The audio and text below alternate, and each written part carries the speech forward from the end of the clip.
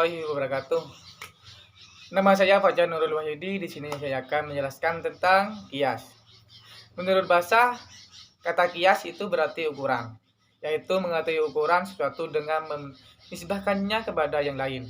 Menurut istilah yang biasa digunakan oleh para ulama ushul fiqh adalah hubungan sesuatu yang belum dinyatakan ketentuan hukumnya oleh nas. Karena di antara keduanya mempunyai iklat hukum mengenai dasar hukum kias bagi yang membolehkannya sebagai dasar hujah ialah Al-Quran, Al-Hadis, perbuatan sahabat, dan akal. 1. Al-Quran. Allah berfirman pada Quran surat An-Nisa ayat 59 yang berbunyi, "Hai orang-orang yang beriman, taatlah kepada Allah, Rasulnya, dan uli amri. Kemudian jika kamu berbeda pendapat tentang sesuatu, maka kembalilah kepada Allah, Rasul, jika kamu beriman kepada Allah dan hari akhirat. Yang demikian itu lebih baik bagimu dan lebih baik akibatnya." Dari ayat di atas dapat diambil pengertian bahwa Allah memerintahkan kaum muslimin agar menetapkan segala sesuatu berdasarkan Al-Quran dan Al-Hadis. Jika tidak ada dalam Al-Quran dan Al-Hadis, hendaklah mengikuti pendapat ulil amri. Jika tidak ada pendapat ulil amri, boleh menetapkan hukum dengan mengembalikannya kepada Al-Quran dan Al-Hadis, yaitu dengan menghubungkan atau memperbandingkan dengan yang terdapat dalam Al-Quran dan Al-Hadis. Dalam hal ini banyak cara yang dapat dilakukan, diantaranya dengan melakukan kias. Yang kedua, Al-Hadis. Setelah Rasulullah SAW melantik Mu'az bin Jabal sebagai gubernur Yaman, beliau bertanya kepadanya, "Bagaimana cara kamu menetapkan hukum apabila ditemukan suatu peristiwa kepadamu?" Mu'az menjawab, "Akan aku tetapkan berdasarkan Al-Quran. Jika engkau tidak memperolehnya dalam Al-Quran," Mu'az berkata, "akan aku tetapkan dengan sunnah Rasul. Jika engkau tidak memperoleh dalam sunnah Rasul," Mu'az menjawab, "aku akan berijtihad dengan menggunakan akalku dengan berusaha sungguh-sungguh." Mu'az berkata, lalu Rasulullah menepuk dadanya dan berkata, "Segala puji bagi Allah yang telah memberi petunjuk petugas yang diangkat Rasulullah, karena ia berbuat sesuai dengan yang diridai Allah dan Rasulnya." Hadis riwayat Ahmad, Abu Daud, dan At-Tirmizi.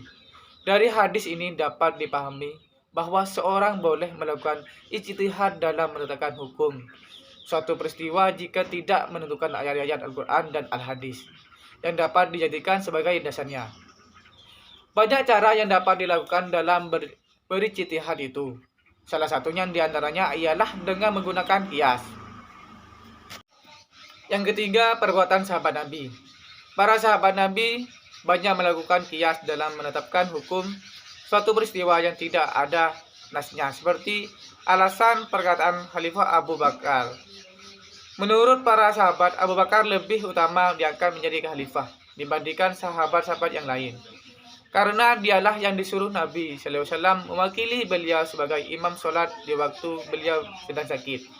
Jika Rasulullah ridho Abu Bakar mengganti beliau sebagai imam sholat, tentu beliau lebih ridho jika Abu Bakar mengganti beliau sebagai kepala pemerintah. Yang keempat, akal. Tujuan Allah Subhanahu wa ta'ala menetapkan syarat bagi kemaslahan manusia dalam pada itu setiap peristiwa ada yang diterangkan dasarnya dalam nas, dan ada pula yang tidak diterangkan peristiwa dan tidak diterangkan dalam nas, atau tidak ada nas yang dapat dijadikan sebagai dasarnya. Ada yang itlalalnya sesuai benar dengan itlal hukum dan peristiwa yang ada nas sebagai dasarnya. Menetapkan hukum dari peristiwa yang tidak ada nas sebagai dasarnya ini sesuai dengan hukum yang telah ditegakkan berdasarkan nas, karena ada persamaan ilalnya diduga keras akan memberikan kemaslahatan kepada hamba. Sebab itu tetaplah kiranya hukum dari peristiwa itu ditetapkan dengan cara kias. Para ulama usul fiqh menetapkan rukun kias ada 4, yaitu as, atau wadah hukum yang ditetapkan melalui nas atau ijma. Far'u, kasus yang akan ditegakkan hukumnya. Ilat, motivasi hukum yang terdapat dan terlihat oleh mujtahid pada as. Dan hukum al-as adalah hukum yang telah ditentukan oleh nas atau ijma. Berdasarkan hal tersebut dapat disimpulkan bahwa pada dasarnya kias itu bisa dikatakan benar bila sudah memenuhi 4 rukun di atas. Keempat rukun tersebut merupakan patokan dalam melakukan kias. Oleh karena itu, mujtahid yang akan melakukan kias dituntut untuk berhati-hati dalam memahami nas dan hukum serta harus cermat dalam meneliti ilat yang ada pada far'u, apakah ada relevansinya dengan as yang dijadikan sebagai sandaran hukum di dalam nas tersebut, dan ilat pada persoalan baru atau far'u yang telah disebut oleh nas. Jika ilat sudah diketahui antara as dan far'u, maka dapat dilakukan kias antara keduanya. Begitu penjelasan dari saya tentang kias. Kurang lebihnya mohon maaf. Wassalamualaikum warahmatullahi wabarakatuh.